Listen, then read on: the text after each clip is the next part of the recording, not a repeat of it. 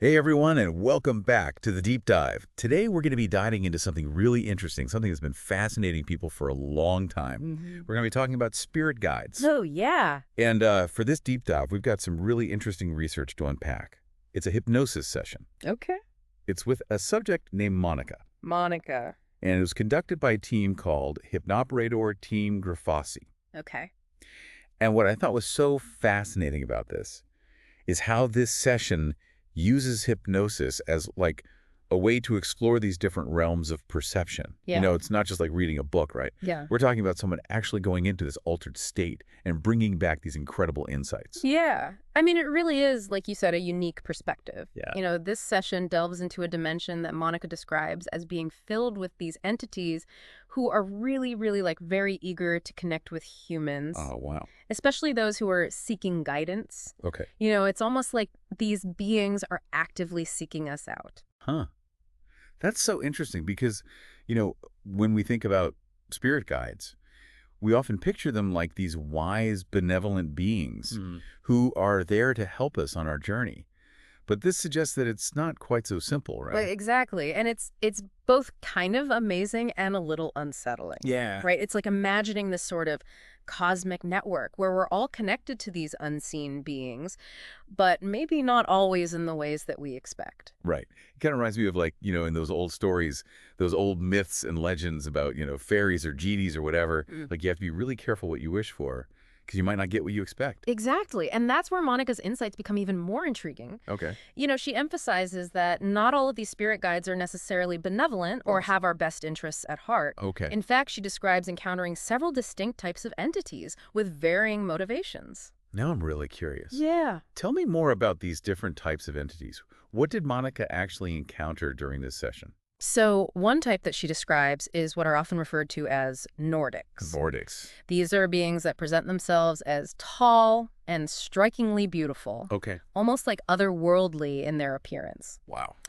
They often offer guidance and knowledge. They position themselves as these benevolent helpers, but Monica sensed a potential ulterior motive. Really? She felt they might be connected to a race known as the Astrians, The Astrians. who have a more controlling energy. So it's like they're offering help, Yeah. but maybe with strings attached. Yeah. Exactly. It really makes you think twice about just blindly trusting any entity that comes knocking, even if they seem friendly. Right. And especially if they're super good looking. Yeah, exactly. I mean, Yeah. don't be fooled by appearances. And then there are the entities that Monica described as reptilians and archons. Reptilians and archons. And these are even more complex Okay. because they often disguise themselves as wise figures Oh, wow. or even angelic beings to gain our trust. Okay, that is creepy. Yeah. It is a little bit like something out of a science fiction movie. Right. Yeah. But what do they want? Why would they go through all that trouble to disguise themselves? Right. What's their agenda? According to Monica, their aim is to manipulate and control humans. Okay. They do this by subtly absorbing our energy, even influencing our thoughts and actions. So they're like energy vampires. You could say that. But how do they even connect with us in the first place? Yeah. Like, is there some kind of spiritual portal we're unknowingly opening? Well, Monica's experience suggests that it's more about vibrational frequency than like a physical portal. Okay. She observed that humans actually lower their vibrations to connect with these entities, not raise them as many believe. Oh, that's interesting. It's about syncing up on a specific frequency. So are we talking brainwaves here? Like, we're tuning into their channel somehow? Precisely.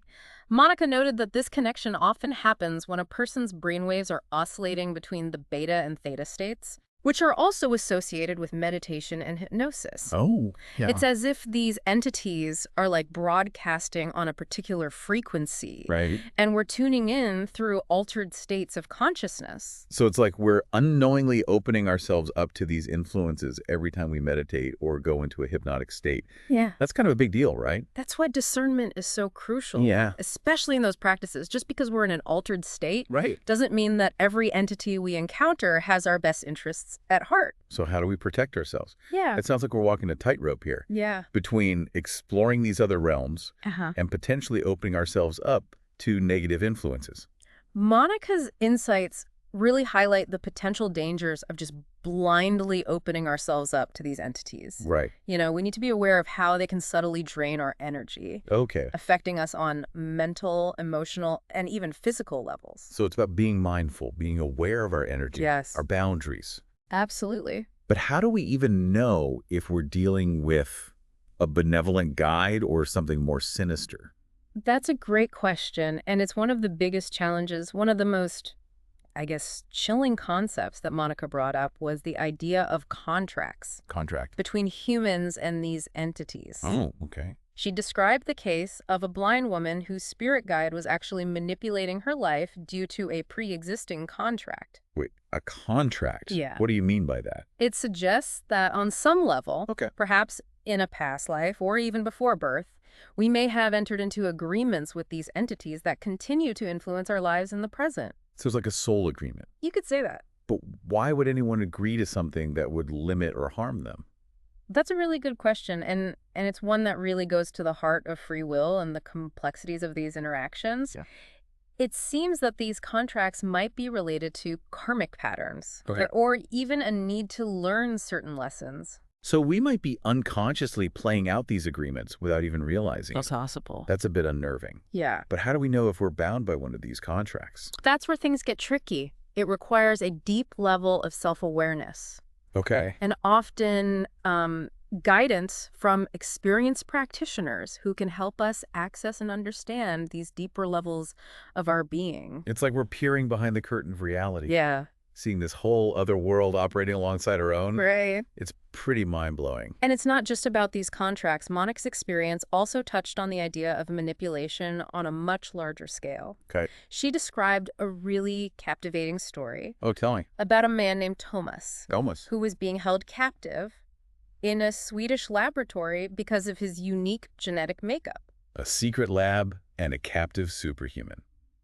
Okay, now you've got my attention. I thought you might like this one. So Monica's session revealed that Thomas possesses these incredible abilities. What kind of abilities? Things like teleportation, telekinesis, and superhuman strength. Wow, this is like straight out of a sci-fi thriller. I know, right? But why would they keep him prisoner? Why not just ask for his help? Well, it seems that they're actually afraid of his power. Really? They've been keeping him sedated and isolated since birth to prevent him from accessing his full potential. Oh, wow. So they're treating him like a lab rat. Exactly. Yeah. Experimenting on him, trying to control him. This poor guy. It's like he's trapped in a cage, both physically and mentally. Yeah. Does his story have a happy ending? What's fascinating is that Monica, through hypnosis, Oh, wow. is able to help Tomas break free from his mental and physical constraints. How does it even work? Is it like a mind over matter kind of thing? It's more about guiding Tomas to recognize his own inherent power Okay. and to reject those limitations All right. that have been imposed on him. He starts by dissolving the energetic blocks and seals that have been holding him captive. So it's about reclaiming his power. Yep. But is that something that we can all do? That's a great question, and one that we'll explore more in the next part of our deep dive. Okay. I can't wait. This is all so thought-provoking. It's like we're just scratching the surface of what's possible Exactly. when we tap into our true potential. Absolutely. You know, it's incredible how much we uncovered already about the whole idea of spirit guides. Yeah. You know, we've talked about how these entities, they might not always be benevolent, Right. and how we may unknowingly enter into these contracts Yeah. that can actually influence our lives. But Right. this story about Tomas, Yeah. the man held captive for his abilities, that really got me thinking. It's a powerful story. It is. What's really interesting about Tomas's story is that it's not just about physical imprisonment. Right. It also kind of highlights the ways in which our own beliefs and the systems around us can actually limit our potential. You know, Tomas was kept sedated, Yeah. but he was also mentally conditioned to believe he was powerless. Right. And that makes me wonder, like, are we all walking around with these enviable limitations? Are we unknowingly, like, giving our power away to external forces? Yeah. Whether it's, you know, these entities or societal pressures or even our own limiting beliefs. I mean, that's a really profound question, and it kind of ties back to what Monica observed about these entities feeding off our energy. Yeah. You know, it's as if they're actually thriving on our disempowerment, Yeah. our fear, and our negativity. So instead of raising our vibration, Right. as many spiritual teachings suggest, Exactly. we might actually be lowering it making ourselves more vulnerable to these influences. Yeah, it's almost like we're handing over the keys to our own energy system. So how do we start to dismantle these limitations, Yeah. both internally and externally? I mean, Tomas was able to break free from his mental conditioning with Monica's help. Right. But how do we do that in our everyday lives? Well, remember how Tomas kind of began to break free by first recognizing his own power Yeah. and rejecting that lab rat contract? Right. That's kind of a key step for all of us. Yeah. It's about becoming aware of the ways in which we've been conditioned to limit ourselves. It's like we're all born into this system, this matrix of limitations, and we need to learn how to unplug. It's a great analogy. But where do we even begin? Well, it starts with kind of questioning our assumptions. Why do we believe the things that we do? Yeah. Where did these beliefs come from? Right. Are they serving us? Right. Or are they holding us back? So it's about becoming more conscious of the stories we tell ourselves and the narratives that we buy into. Exactly. It's about recognizing that we have the power to choose a different story, Yes, a more empowering one. absolutely. And it's not just about changing our thoughts. It's also about paying attention to our energy. Yeah. Where are we leaking energy? What drains us? What makes us feel vibrant and alive?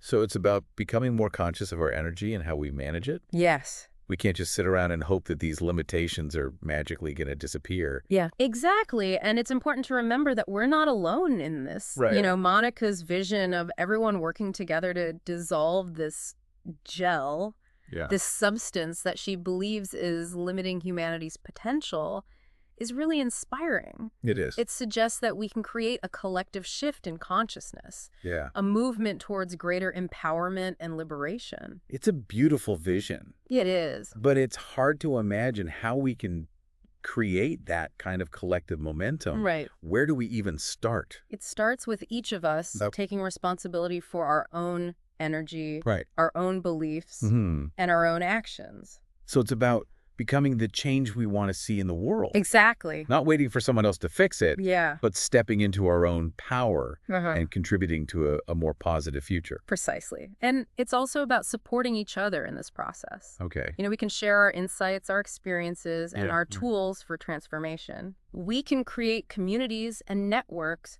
that foster growth and empowerment. This is starting to sound less like a woo-woo conspiracy theory and more like a practical roadmap for personal and collective evolution. I like that. It's about understanding that we have more power than we realize.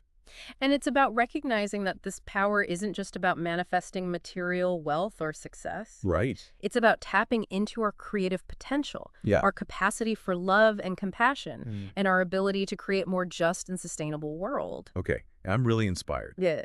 But I have to ask, what about these entities, Yeah. these spirit guides? Right. Do they have a role to play in this process of empowerment? Right. Or are they just distractions, roadblocks on our journey to liberation? That's where discernment comes in. Okay. Remember, Monica encountered both benevolent and malevolent entities. Right. It's not about kind of demonizing all spiritual beings, Okay. but it's about developing the wisdom to distinguish between those who support our growth and those who seek to control or manipulate us. So it's about choosing our spiritual influences wisely, Exactly. being mindful of who or what we're tuning into. Absolutely. But how do we know if we're connecting with a genuine guide Right. or just our own subconscious desires dressed up in spiritual garb? That's a good question. And that's where it's essential to cultivate critical thinking Okay. and a healthy dose of skepticism. Mm-hmm. Don't take everything at face value. Yeah. Question your assumptions. Right. Are these messages aligning with your highest values? Mm. Are they promoting fear or love? Are they empowering you or making you feel dependent? So it's about using our intuition, Yeah. our inner compass to guide us. Exactly. But what about those contracts we talked about earlier?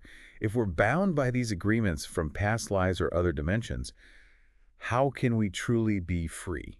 That's a great question. And it's one that we'll explore in the final part of our deep dive. Okay. We'll delve deeper into the nature of these contracts, Right. the forces that are perpetuating them, Yeah. and most importantly, the strategies we can use to break free and reclaim our collective power. I can't wait to unpack all of that. It's going to be good. It feels like we've been on this incredible journey, and I'm ready to see where it leads us next. So we've been talking about these contracts, you know, these unseen agreements that might be influencing our lives. It's a pretty mind-blowing concept. Like, is it possible that we're all bound by these agreements, even on a collective level? Yeah, that's exactly what Monica's session kind of points to. Hmm. She describes a kind of collective contract that's holding humanity back, keeping us trapped in these cycles of limitation and suffering. Yeah. It's almost like a shared operating system that's running in the background, Right. shaping our beliefs about what's even possible for us. So it's like we're all born into this system without even realizing it. It's a pretty sobering thought. But who created this contract? And why would anyone agree to something that would limit them? Yeah, that's where things get a little bit more complex. Yeah. Monica's insights suggest that powerful entities, those who actually benefit from our disempowerment, might be involved. Remember those reptilians and archons we discussed? Yeah. They thrive on our fear and lower vibrational energy. So it's like they rig the game in their favor. They're feeding off our energy while keeping us distracted and divided. But how do they maintain this control? They use all sorts of tactics, from manipulating media and technology to promoting social programming that fosters, competition and comparison. They even infiltrate spiritual teachings, encouraging dependence on external authorities rather than trusting our own inner wisdom. That's a bit unsettling, to say Right. the least. It sounds like we're up against some pretty powerful forces. Yeah. But if this contract is so deeply ingrained, like in our collective consciousness, how can we possibly break free? Well, it might seem daunting, but Monica's session does offer this glimmer of hope. Remember that concept of the shock? It's about disrupting this system, jolting ourselves out of complacency, and creating this powerful wave of energy that can actually shatter these limiting beliefs. So we need a collective wake-up call. But how do we create that kind of energetic shift? Like, it's not as if we can just snap our fingers and everyone is suddenly enlightened. No, it starts with individual awareness. Okay. Each of us has that power to choose to step out of this contract, to reclaim our sovereignty, and start living from a place of empowerment. So it's about recognizing our own inherent power, breaking free from those limiting beliefs, and aligning ourselves with a higher vision. But isn't that a bit selfish? What about helping others who are still trapped in the system? It's not selfish at all. In fact, it's the most powerful way to help others. As more and more individuals make that shift, the collective energy begins to change. It's like a ripple effect, a wave of transformation that spreads outward. So by healing ourselves, Yeah. we're also contributing to the healing of the collective. That's a beautiful thought. But awareness alone isn't enough, is it? We need to take action to make concrete changes in our lives and in the world around us. Absolutely. It's about translating those internal shifts into real-world change. It's about coming together, collaborating, and co-creating a new reality that reflects our highest values. So it's more than just meditating and visualizing a better world. Yeah. It's about taking concrete steps to manifest that vision. But where do we start? It starts with small, everyday choices. What are we consuming? How are we spending our time and energy? Are we supporting systems and structures that perpetuate this contract? Or are we investing in those that align with a more positive future? So it's about being mindful of our impact, both personally and collectively. Uh-huh. It's about aligning our actions with our values. But what about those who are still deeply entrenched in that old system? Those who are resisting change? How do we reach them? Well, that's where compassion and understanding come in. We need to remember that we've all been programmed by this system, and some people are just more deeply affected than others. It's not about judgment or blame. It's about offering a helping hand, a pathway to liberation. So it's about leading by example, showing others what's possible when we break free from these limitations. It's about being the change we want to see in the world. Exactly. And it's about recognizing that we have the power to rewrite this collective contract. It's about choosing love over fear, unity over division, abundance over scarcity. It's about co-creating a world where everyone has the opportunity to thrive.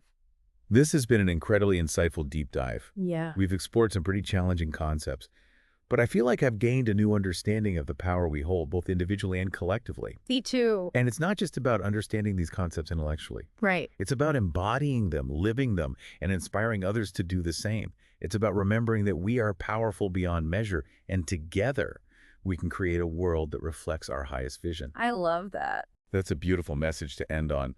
Thank you so much for sharing your insights with us today. It's been my pleasure. And to our listeners, keep exploring, keep questioning, and keep shining your light. You have the power to change the world.